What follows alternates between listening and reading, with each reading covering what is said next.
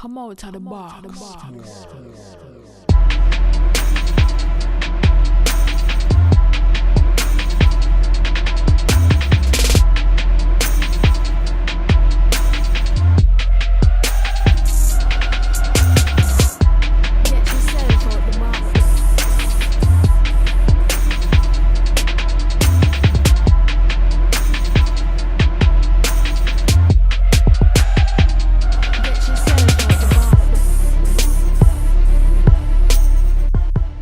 Hello YouTube, cheers, and welcome to The Basement. My name is Bruce Lively. And I'm D-Boy Slim. And The Basement is the first daily hip-hop debate show. From Tuesday through Friday, we tackle the most intriguing topics in hip-hop culture and the world around it.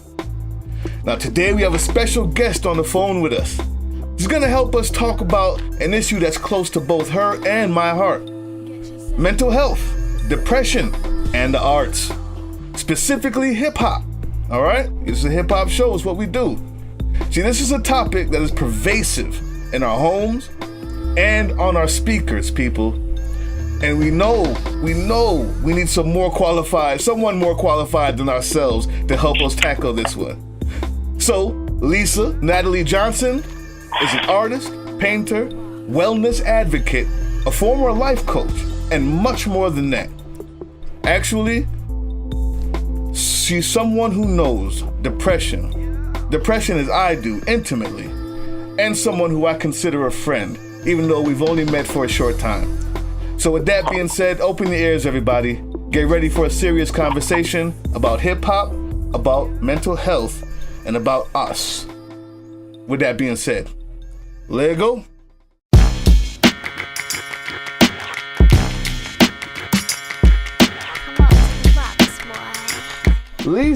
Natalie Johnson, we're gonna start this with you. How you doing, my dear? I'm doing great, and how are you? I am excellent. D-Boy Slim is here as well. Hi, D-Boy. Hello. So, now this is obviously a serious topic, and we're gonna get into it. Before we get the tears rolling, before we get to seriousness, I just want to ask a little bit about yourself, okay? I know that. How did we do on the intro? Right? Was that all right? Was that you? You bigged me up, it's like wow. I sounded very important, but thank you very much. But yeah, you did a good job. Well, listen, you're very important to us. Now, I've been looking at your bio. I saw that you've done a few shows, few venues, a couple pop-up shows. Tell us a little bit about your art. Give us a little bit, and also include in there what you plan on doing. What's coming next? What can we expect? Okay, well, I'll tell you about my art first. And basically, I would be what you call a traditionalist. Okay. And that means that I seek to replicate what I see, which is like realism. The only way I could explain it to you also is I believe in expressionism. I capture expressions. I'm mainly a portrait artist. The main thing that moves me in my life, throughout my life, has been people and art, and I just bring them together. And the main thing is I want to share what I see in someone else, because usually it's the luminosity of the soul. It's, a certain tilt of the head. When you have that uncle that just wears his hat just so on the side and has that twinkle in his eye. The micro expression. That's something I like to capture. The beauty of a little girl learning to dance for the first time. A little toddler on their tippy toes. Things like that move me in a deep way. That is awesome. I mean, it's in progress because, as you asked me, my plan is to have a solo show. Okay. And I have a few venues I'm working on, because as an artist, you have to be very motivated and independent, and you have to take initiative. You can't paint in your garret or in your basement or in your room and expect someone to come to you and be like, we want to put on a show, Right. So I am highly intentional with every stroke of my paintbrush that I'm having a show, and this is going to be created, and I do have some contacts and people who are already, at a higher level than me. Oh, that is outstanding. Yeah, but even if it's just in my neighborhood and just to people who I want to see my work, such as teachers, educators, few collectors, few buyers, I would be absolutely happy, That is awesome. Yeah, I do understand that. I mean, art is for the love, right? But you said something in there about the teachers, and it brings me to another question, which I want to lead into the broader conversation, and you can do this. Sure. You do something called Zentangle. I'm not gonna act like I even know what this means, right? Well, you could just back up because yes, Zentangle. it's okay not to know because that's the basis of my whole life. Okay. Find out. And that's what we're all here for. This is information. Yeah. So you use it as a meditative or it is a meditative and skill building at the same time. You tell me if I'm right here. You say you kind of gave us an example, and we're going to show it here of what it is that you teach to children. Why? Tell us why. Well, that is one of the things that I teach the children. It's not all of the things. Okay. Well, more importantly, tell us this. Tell us what it is, why it is. Why are you teaching these kids? Why is that important? How does that go into this whole depression in the arts that we can, springboard us off into this thing? I've always loved the kids. And when I was younger, I was in the NAACP. We used to do like community outreach, and we used to take kids on trips, introduce them to things, put on plays, etc. Right. But as I got older and I took some personal development courses, one of our legacy, and legacy meaning being able to leave something behind, which, as a Black community, it's been hard for us to create generational wealth. Yes. But there's other things that can create legacies, Like Rosa Parks, she created a legacy of, social activism, right? Right. So basically, I was in charge with my group of renovating a church who had an after-school program that were in desperate need and needed it to be legal and needed the building to be brought up to, specifications. And we did this with all volunteers, and we raised $10,000 in 3 days, and the kids were so grateful. They were so beautiful, and I continue to go back and teach them and to act with them, and it just broke my heart. I was like, on one hand, you have the kids that are in the corner, and on the other hand, you have the kids who are on the corner. You know what I mean? So you have one withdrawn, and then you have another one who they're trying to do something else and be rebellious and be out there. And as I spoke to all of them, they all suffered a lot of deficiencies, not even by the fault of their parents. You have to work, but this is the city. We're in an urban landscape. There's certain things that need to be addressed that haven't been. I grew up in the Bronx. Okay. Where rap was born. Hello. The boogie down Bronx. The boogie down Bronx. Got you, boogie down, right? No doubt. So basically, I wanted to work with kids because from my, vantage point, a lot of these kids, their parents are too tired to come home. All they say to them is go to school, be good. The kid cut school, they lied to them, this and that, blah, blah, blah. But what I realized is a lot of these kids are depressed. Okay. Yeah. And so them being depressed leads to them looking outside of themselves to find verification of who they are, to inform who they are. So if you are looking to money, things, women, men, social groups, social media to define who you are, that means you're empty on the inside. And if you're looking to music and to the people you emulate as your role model, then, I know we were talking about this before, but it's scary if it's gangster rap, right? Yes. And what you just said, is the reason why this belongs on a hip-hop show. We see it. Absolutely. We see it on the TV, the guns, the violence, but mainly my key is the drugs. It's self-medication for a life based on depression. You just said for many reasons, what they're lacking in the communities. It's pervasive, and then it shows in art. It shows in the art, and you'll find that artists are usually the ones. For some reason, depression seems to be extremely prevalent in the arts, and we see it in the 21 yeah. Savages. We see it in the Kid Cudi, right? I don't know if you've heard about that story. He had to, sign himself into a rehab because depression had taken such a hold of him. Well, so go ahead. The funny thing is, Doug, it's funny that you bring that up because my contention is every child has creativity within them. Okay. It's just that some of us are naturally, absolutely, and we're the natural born artists, more sensitive, more able to distill what we see. And the more you're aware is the more it hurts, right? Right. And so if a child exhibits that and their peer group, family, or community don't accept them as being an artist or belittle it or whatever, you kind of kill something in that child. So this is why I was saying that I created my program, because I don't want these kids to shut down and then become monster consumers, looking outside from themselves for everything to fill their lives. I want them to be creators. When you create creators, you create people who write. You create the songwriters, the rap writers, the lyricists, the music makers, the guy who comes in the studio like you create the engineer, you create the architect, because guess what? They know I can create. I am a creator. They don't have to wait on someone to tell them who they're going to be and what color to wear this season. I see. And you know what? I say it all the time. Music saved my life. I also deal with depression. People may not know that, and I don't even know, it's hard to even say on air for everybody to know, but I think people need to know that. But yes.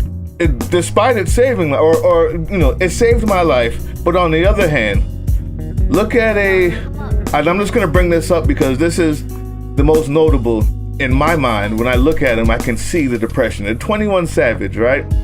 Yeah. In almost every song, it's about killing somebody, about how he grew up and shows how heartless he became because of the lack of opportunities in his community, I would say. And then he becomes an artist, right? And now he's pushing these same depressive attitudes onto young people. What's the correlation? How do we fix it if we can? And how do we help him become a better person? Because now he's being rewarded for pushing depression. This is my hot button topic. Go ahead. Okay, so first thing, how do we stop it? How do we stop it is we reach the ones who have not been signed yet.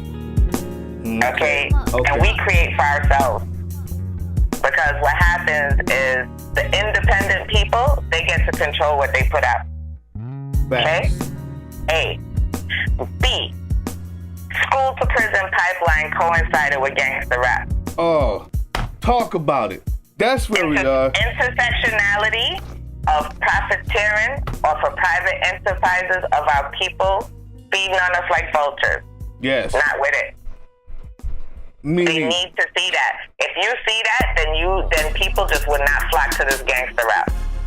But what happens is when you have a child, especially a male child, and they're living in a dysfunctional family, if that may be the case, okay, if they're living in a dysfunctional family and community, and their family's telling them they ain't nothing, the community is telling them, yo, you're whack. Guess what? They go, what can I do to give myself prestige? Money. I could get those Jordans. I could get this. I could do that. I could do that.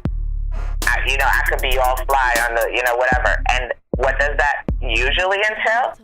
If their clothes was more than their parents' rent, that means they can't afford it and they're into criminal activity. Yep. And sooner or later, you're going to get busted because you're not that smart. If you're always doing things by ego, you're going to trip yourself up sooner or later. This is knowledge. This is knowledge that people can use right here. I hope everybody's listening. People with kids and even children themselves. This is knowledge. Tell me, our partner just left again. He's been going through it all day. He just left again, but he left me his notes, and so I'm gonna name a few names. Give me your idea. People who I think he wrote them down as people who are dealing with depression, dealing with it in musical ways. What do you think about Kanye West?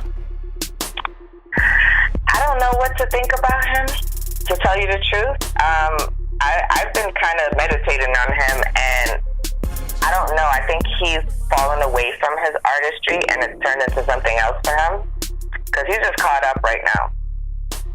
Yeah. And lyrically, before, he's put out some music, but I just really haven't listened to him because it hurts my heart. I haven't listened to him lately, and that's the truth. So we did a rant on him. I did, of course. I went in. I watched it. You did? Yes, I did. and I'm not the best obvious wellness advocate, because although I know he probably has mental health issues, I did not take it into consideration when I called him a coon. And it's not good. He is obviously a little bit of a jerk, but also he's a Gemini, and I'm into astrology. So, he's a mutable sign. He goes with the wind. The way the information goes in, it goes out. Doesn't mean that he's a bad person. It just means that he's kind of reflecting society to us.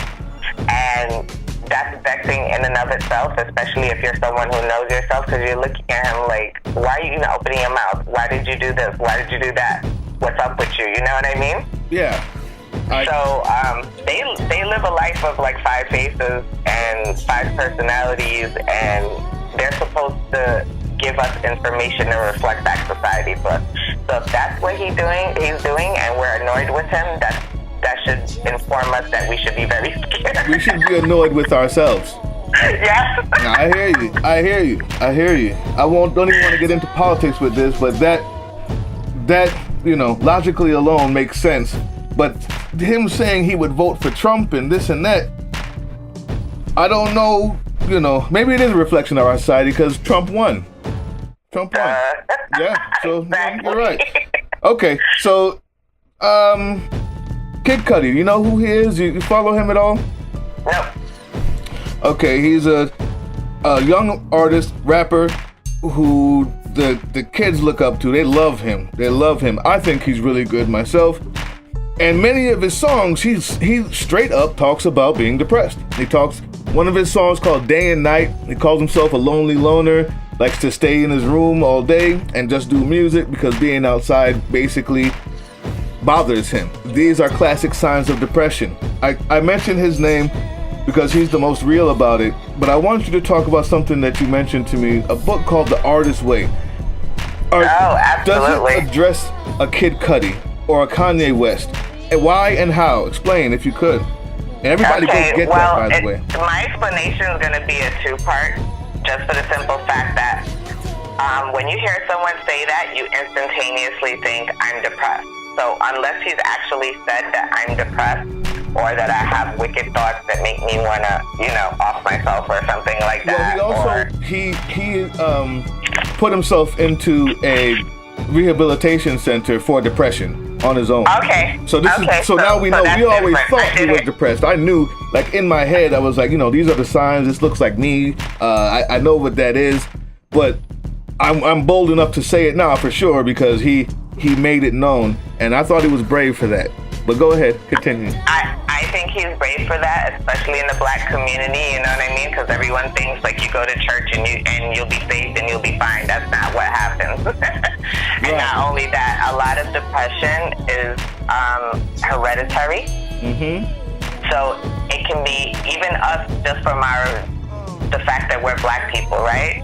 And most of our families have been through slavery. Epigenetically, that means after time and time of going through something, okay, and generations of going through something like our pervasive abuse, it actually shows up in our DNA. Wow. Same with Holocaust victims. Wow. So it's a sadness. It's like you're carrying the sadness of your ancestors and everything. African teachers would have told you that a long time ago, but now I guess they can see it scientifically. They're going to agree. Wow, I didn't know that. I just learned something. There was an article in the Times. A scientist actually did this. So, when we have depression in youth, I think it's really important.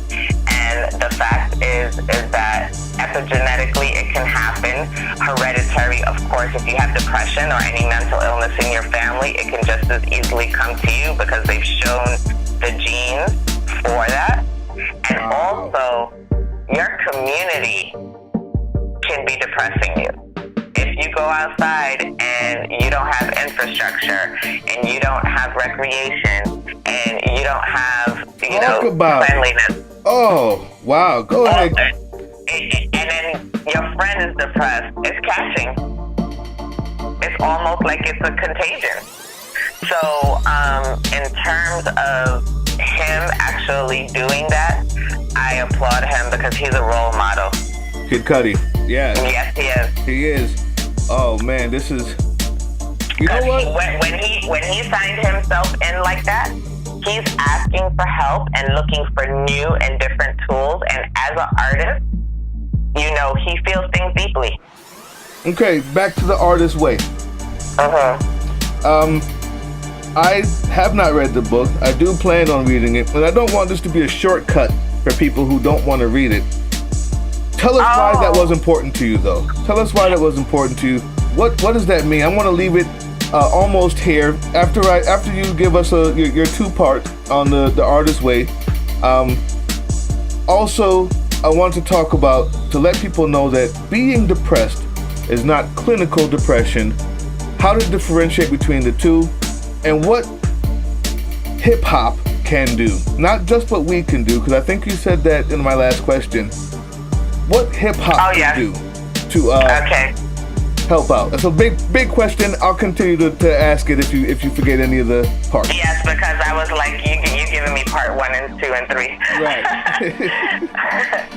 Okay, the reason why I like this book is I'm just going to read an excerpt here from its description on Amazon. Okay. And it says, the premise of the book is that creativity and spirituality are the same thing. They come from the same place.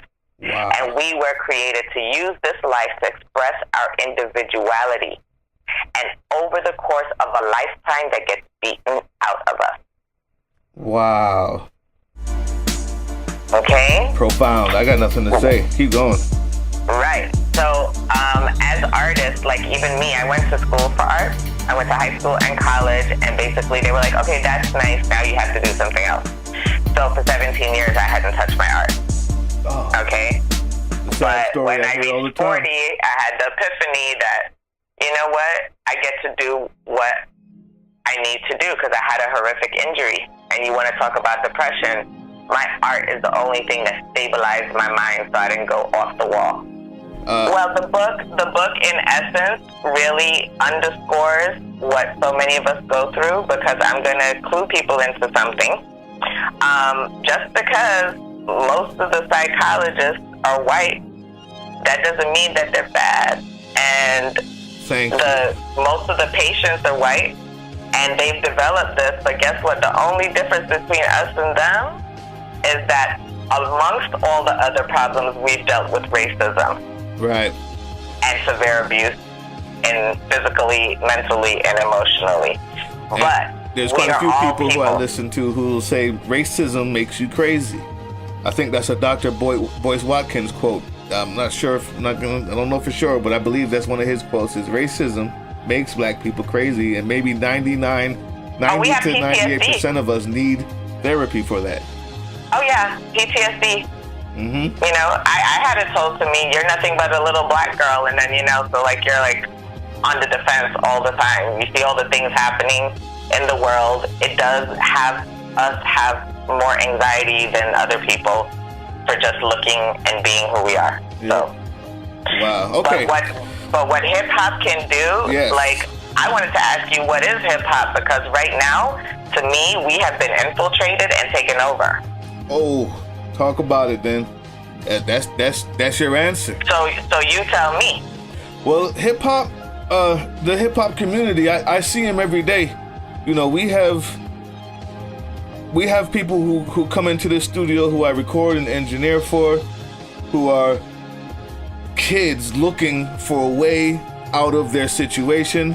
They find the art that helps them deal with their depression, even though they won't say it that way. And I'm not saying they have clinical depression, but they are in the midst of a depressed society or a depressed situation. And Right.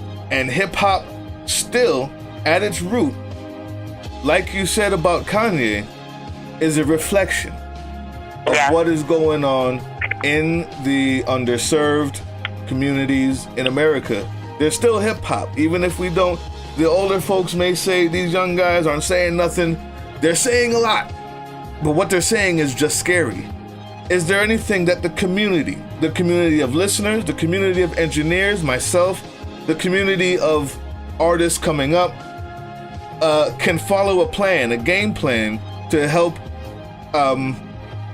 take this on the proper path, or get us back to a path that I think we may have lost? Yes, it's called take action. It doesn't matter what it is. Take action. This is not over the dinner conversation. This is not a cute topic for a show. Take action. Stop talking about it. Stop pretending to be so upset about it. Stop pretending like it's not your family.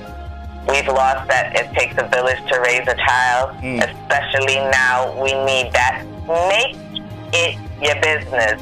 Be about your business. Do something small. Talk to people and be for real. Be willing to give your time. I'm not asking anyone to be a martyr, but give your time. Do what you can. Corral people. If you're going to talk about it, be about it.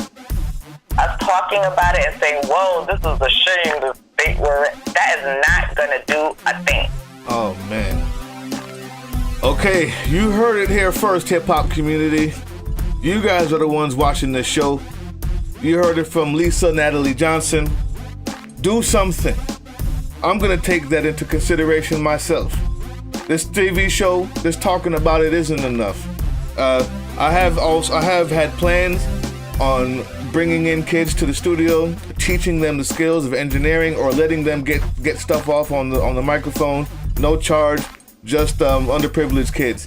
And I think you have now put the fire under my butt to make sure I get that started in a real way, and starting tomorrow, honestly. Thank you so much, Lisa. Yes, Starting go tomorrow. get John, go get Pookie, bring them in the studio. They're coming. They're on their way. That's it. Thank you so much, Lisa Natalie Johnson. I keep wanting to call you Natalie. I don't know why. I don't know why. Well, thank you so much. I feel so honored that you invited me on your show, and I hope I did it justice. And to your audience, have a good night, keep it real, and do something. Be about something. Do it. You heard it here first, people. The Basement. Peace.